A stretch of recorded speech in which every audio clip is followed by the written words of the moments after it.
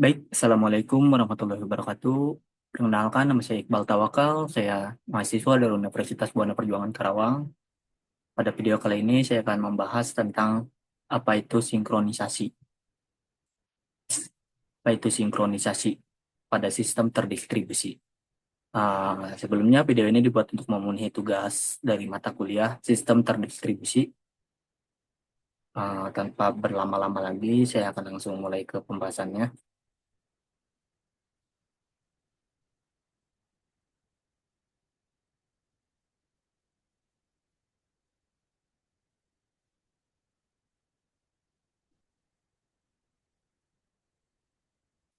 Share ya.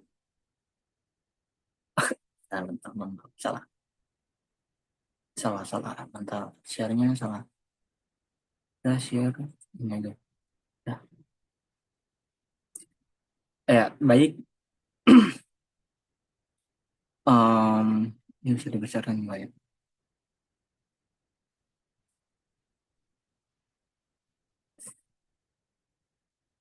Baik. Saya langsung saja dimulai ya.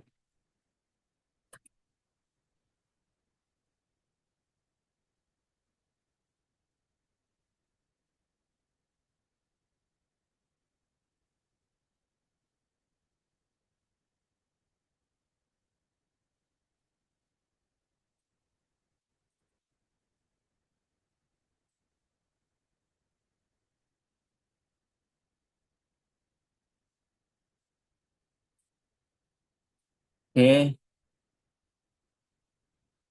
Tugas presentasi dibuat oleh Iqbal, saya sendiri. Saya akan menjelaskan tentang membahas tentang apa itu sinkronisasi pada sistem terdistribusi. Baik. Pertama, mari kita pahami dulu apa itu sistem terdistribusi. Oke. Sistem terdistribusi adalah jaringan yang terdiri dari banyak komputer atau perangkat yang bekerja sama untuk mencapai tujuan tertentu. Dalam sistem ini penting sekali ada sinkronisasi agar tiap perangkat dapat beroperasi tanpa konflik dan menghasilkan hasil yang konsisten. Sinkronisasi ini menjadi kunci kehandalan dan koordinasi dalam sistem terdistribusi. Pentingnya sistemnya memastikan koordinasi antara komputer untuk menghindari konflik, meningkatkan keandalan sistem. Selanjutnya, eh, tujuan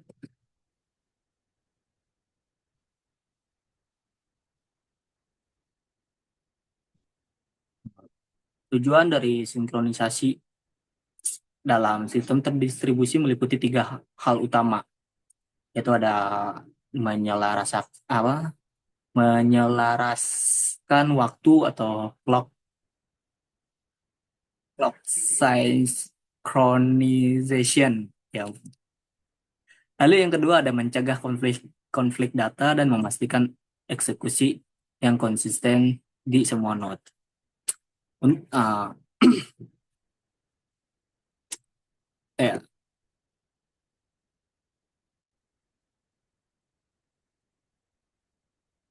itu tujuan ketiga, tujuan utamanya selanjutnya yaitu ada jenis sinkronisasi. Ada tiga jenis sinkronisasi yang umum dilakukan. Pertama, sinkronisasi waktu yang bertujuan agar jam pada setiap node dalam sistem memiliki waktu yang sama.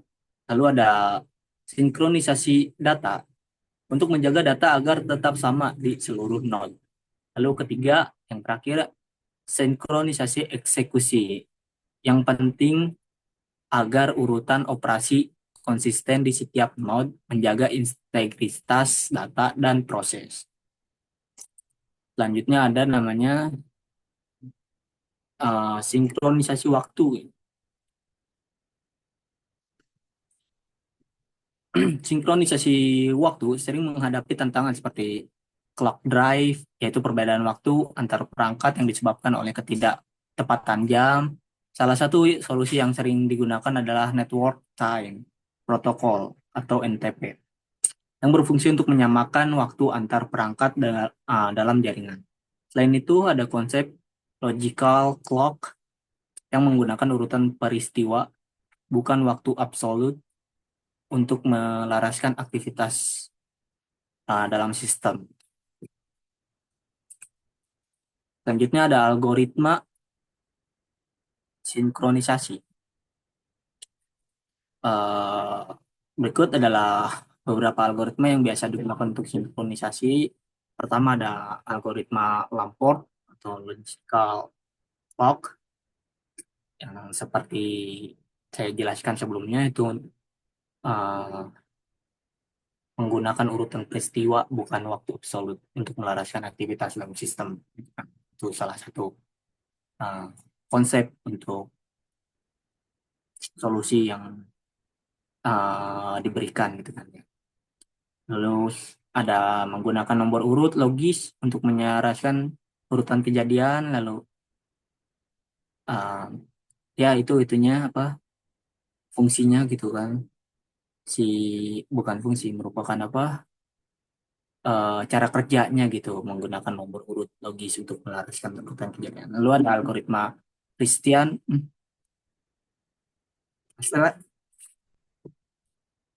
eh, Christian ya menggunakan server waktu terpusat untuk sinkronisasi. Lalu algoritma Berkeley, Berkeley,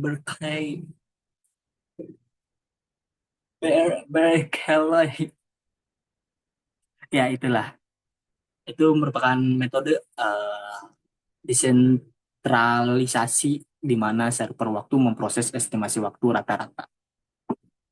Merupakan eh, ketiga algoritma ya. Lalu masalah dalam sinkronisasi.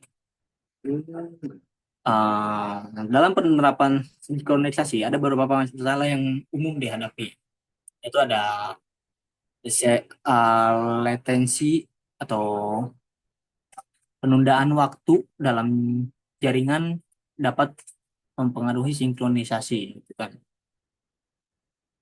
Lalu yang kedua ada clock uh, clock skew clock skew itu merupakan perbedaan waktu karena variasi kecepatan jam pada node. Lalu ada failure gangguan pada node atau jaringan menyebabkan inkonsistensi inkonsistensi. Nah, ini merupakan cukup penting teknik mengatasi tantangan sinkronisasi. Gitu.